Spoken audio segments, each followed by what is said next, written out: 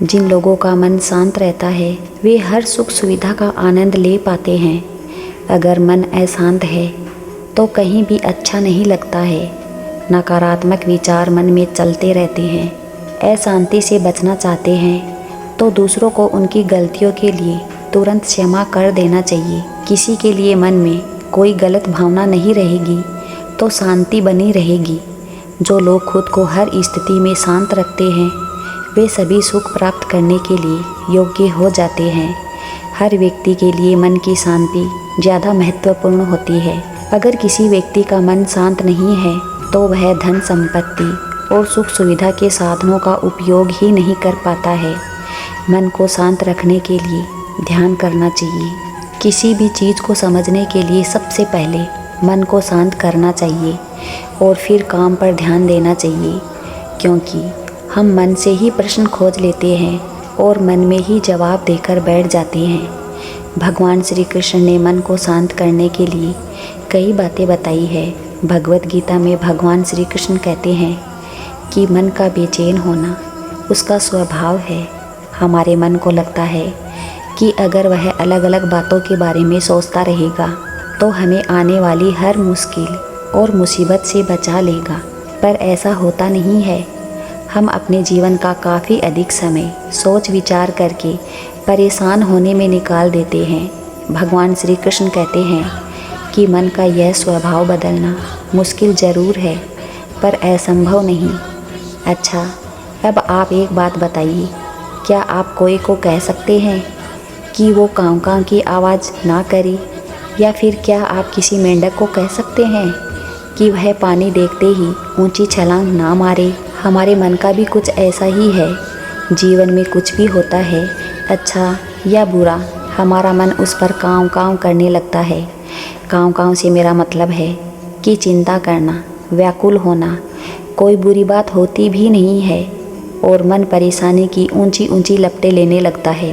कभी कभी तो मुझे ऐसा लगता है कि हम में से कई लोग सिर्फ परेशान होने के लिए जीते हैं। सारी परेशानी, पीड़ा, दुविधा अक्सर हमारी मन की बनाई हुई कहानियाँ होती है। भगवान श्री कृष्ण हमें हमारे मन को शांत और स्थिर करने के लिए 2 उपाय देते हैं। पहला, ध्यान लगाना या मेडिटेशन करना। दूसरा, वैराग्य भाव से। अब ध्यान या मेडिटेशन शब्द सुनते ही आप में से कई लोग कहेंगे कि आप आंख बंद करके सांसें अंदर बाहर नहीं ले सकते। यहाँ हम सब गलत कर बैठते हैं। मेडिटेशन या ध्यान का मतलब सिर्फ आंख बंद करके बैठना नहीं होता। मेडिटेशन का मतलब होता है कि अपना पूरा ध्यान किसी चीज पर लगाना और उसे हटने नहीं देना। अगर आप रोटी बना रहे हैं तो सिर्फ उस बात पर ध्यान दीजिए। अगर आप पिक्चर देख रहे हैं तो आप अपना पूरा ध्यान पिक्चर पर लगाइए। यह मत सोचिए कि पिक्चर देखकर आप अपना कितना वक्त बर्बाद कर रहे हैं। जब आप जीवन के हर छोटे बड़े काम को पूरे ध्यान से करते हैं तो आपका जीवन ही एक मेडिटेशन बन जाता है। ऐसे जीवन में शांति, स्थिरता, साहस और सफलता का होना अनिवार्य है। वैराग्य का अर्थ यह नहीं कि आप सब कुछ छोड़कर जंगल में जाकर बैठ जाए। वैराग्य का सच्चा अर्थ है कि आप जो काम कर रहे हैं उसका क्या नतीजा या क्या रिजल्ट निकलेगा उसकी चिंता ना करें। जैसे अगर आपने कोई इंटरव्यू दिया, आप यह कर सकते हैं कि पूरे मन से तैयारी करें और अपना बेस्ट देकर आ जाए। यह नौकरी मिलना या ना मिलना आपके हाथ में नहीं है। इस नतीजे के पीछे अलग अलग चीज़ें हैं जो आपके बिल्कुल भी कंट्रोल में नहीं। तो जिस चीज़ के बारे में आप कुछ कर ही नहीं सकते उसके बारे में चिंता भी ना करें। यही वैराग्य का सच्चा मतलब होता है और यही है भगवान श्री कृष्ण का दूसरा उपाय, मन को चिंता की लपटों से बचाने का। याद रखिए, आप पूरे के पूरे इंसान हैं। समझदारी, संयम और कुशलता से भरे हुए इंसान। आपका मन जब भी कोई की तरह अलग अलग बातों पर आपको परेशान करने लगे तब अपने मन को भी बड़े प्यार से समझाइए और शांत कर लीजिए। बस अपने ऊपर विश्वास रखिए कि आप कभी अपना बुरा नहीं होने देंगे। तो चलिए इसे हम एक कहानी के माध्यम से भी समझते हैं। पुराने समय में एक धनवान सेठ था। उसके पास सुख सुविधा की सभी चीज़ें भी थी। घर परिवार में भी कोई परेशानी नहीं थी, लेकिन वह हमेशा अशांत रहता था।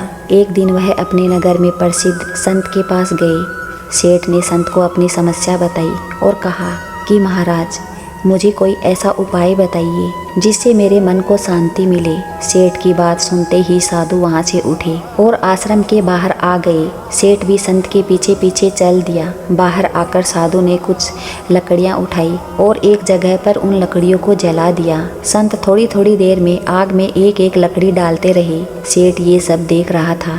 कुछ ही देर में आग बहुत तेज हो गई। इसके बाद संत वहाँ से उठे और आश्रम में अपनी जगह पर आकर बैठ गए। पीछे पीछे सेठ भी आ गया। सेठ ने संत से फिर से कहा कि महाराज, मेरी समस्या का कोई हल बताइए। संत ने कहा कि सेठ जी, मैंने आपकी ही समस्या का हल बताया है, लेकिन आप समझे नहीं। सेठ को आश्चर्य हुआ। उसने कहा कि मैं कुछ समझा नहीं। संत ने कहा कि सेठ जी, हर व्यक्ति के अंदर एक आग होती है। अगर हम इस आग में प्रेम की आहुति डालेंगे तो हमारे मन को शांति मिलेगी, मन प्रसन्न रहेगा। जो लोग इस आग में क्रोध, लालच, मोह की लकड़ियाँ डालते हैं, वे हमेशा अशांत रहते हैं। इन बुरी आदतों की लकड़ियों से मन की अशांति बढ़ती है। अगर तुम शांति चाहते हो तो तुम्हें बुरी आदतों को छोड़ना पड़ेगा और सभी से निस्वार्थ प्रेम करना होगा, तभी मन को शांति मिलेगी। दोस्तों, इस कहानी से हमको यही सीख मिलती है कि जब हम अपनी बुराइयों का त्याग नहीं करेंगे तब तक मन शांत नहीं होगा। क्रोध और लालच की वजह से मन में इधर उधर के व्यर्थ विचार चलते रहते हैं। इनसे बचना चाहिए, तभी अशांति दूर हो सकती है। जय श्री कृष्णा।